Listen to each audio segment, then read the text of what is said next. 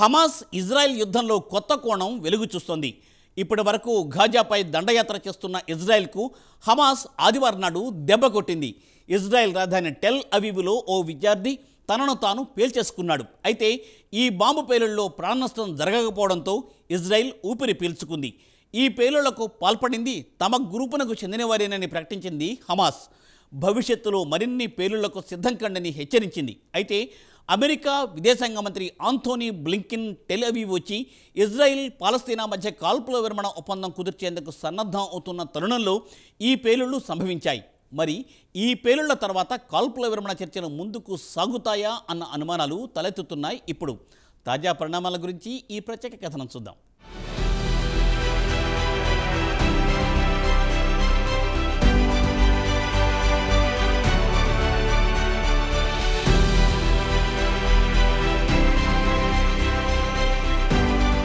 ఆదివారం సాయంత్రం ఇజ్రాయెల్ రాజధాని టెల్ అవీవ్లో బాంబుల మోత మోగింది. అమెరికా విదేశాంగ మంత్రి యాంటోనీ బ్లింకెన్ ఇజ్రాయెల్ పర్యటన సందర్భంగా ఈ పేలుళ్లు జరగడం గమనార్హం.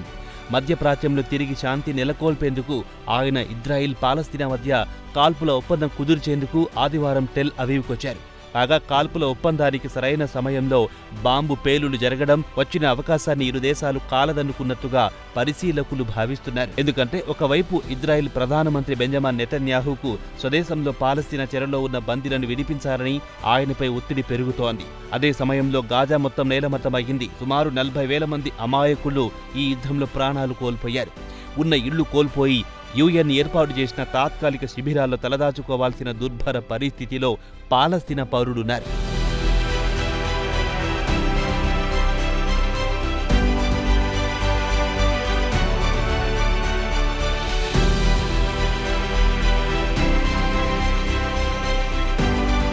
అయితే బ్లింకెన్ ప్రధానమంత్రి నెతన్యాహుతో మాట్లాడిన తర్వాత ఆయన మీడియాతో మాట్లాడారు. తమ షరతులను నెతన్యాహు అంగీకరించారు. అదే స్పందన తాను పాలస్తీనా నుంచి ఆశిస్తున్నారని చెప్పారు.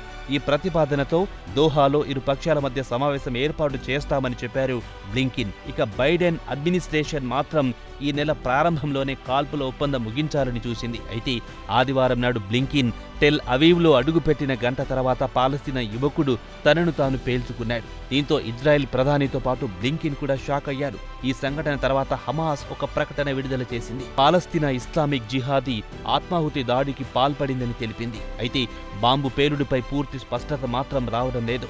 ఎందుకంటే యువకుడు తనను తాను పేల్చుకున్నాడా లేక బాంబు అనుకున్న చోట పెట్టేలోగా అది పేలిపోయిందా అన్న అనుమానాలు తలెత్తుతున్నాయి.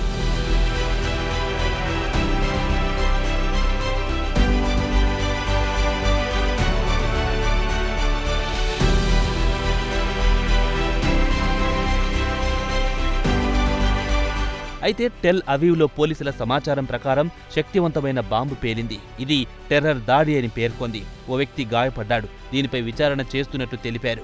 బాంబు పేలుడు తర్వాత అక్కడ చుట్టుపక్కలున్న ఇళ్ల కిటికీ అద్దాలు పగిలిపోయాయి.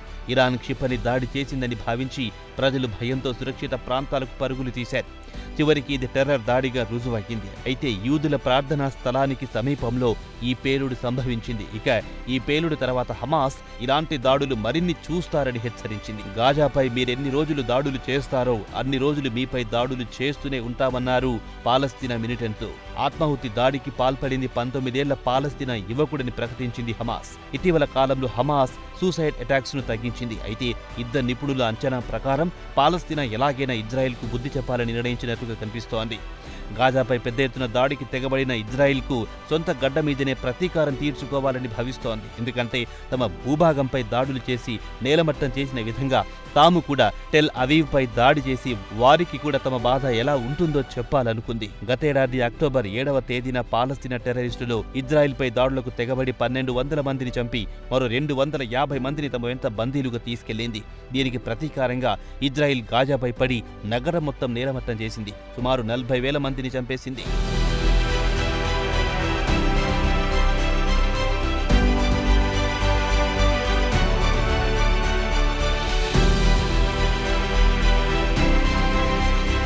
అయితే తాజా సంఘటన తర్వాత ఇరు దేశాల మధ్య కాల్పుల విరమణకు బ్రేక్ పడే అవకాశాలు కనిపిస్తున్నాయి.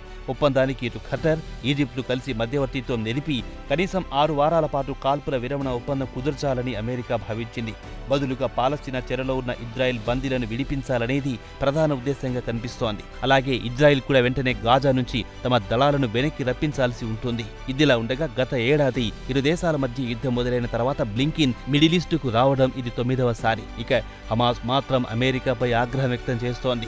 ఇజ్రాయెల్ డిమాండ్లను బ్లింకిన్ తన ప్రతిపాదనల్లో తమ ముందు పెడుతున్నారని మండిపడుతోంది. అదే సమయంలో తమ డిమాండ్లను మాత్రం ఆయన పెద్దగా పట్టించుకోవడం లేదని హమాస్ అధికార ప్రతినిధి సమీ అబు జుహ్రీ వాషింగ్టన్ పోస్టుతో మాట్లాడుతూ చెప్పారు.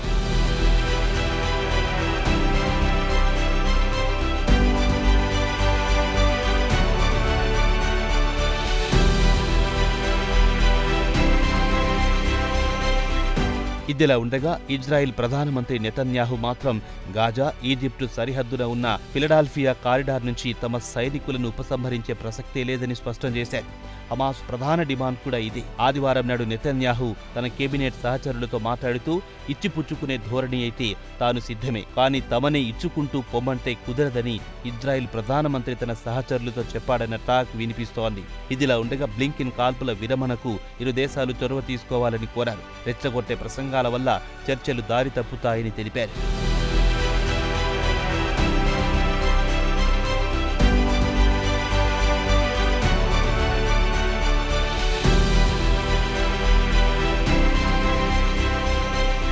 ఇక బైడెన్ అడ్మినిస్ట్రేషన్ కూడా వీలైనంత త్వరగా చర్చల ద్వారా పాలస్తీనా చేతిలో ఉన్న ఇజ్రాయెల్ బందీలను విడిపించాలని పట్టుదలతో ఉంది. ఈ వారాంతంలో మరోమారు దీనికి సంబంధించిన కైరోలో చర్చలు జరగనున్నాయని అమెరికా అధికారులు చెప్పారు. పాలస్తీనా ప్రజలు గత కొన్ని నెలల నుంచి తీవ్ర ఇబ్బందులు పడుతున్నారు. దీంతో వారికి ఉపశమనం లభిస్తుందని బ్లింకిన్ ఈజిప్టు బయలుదేరే ముందు వ్యాఖ్యానించారు. మరి ఇటు ఇజ్రాయెల్ అటు పాలస్తీనాలు దీనికి చొరవ చూపుతాయా లేదా అనేది వేచి చూడాల్సిందే.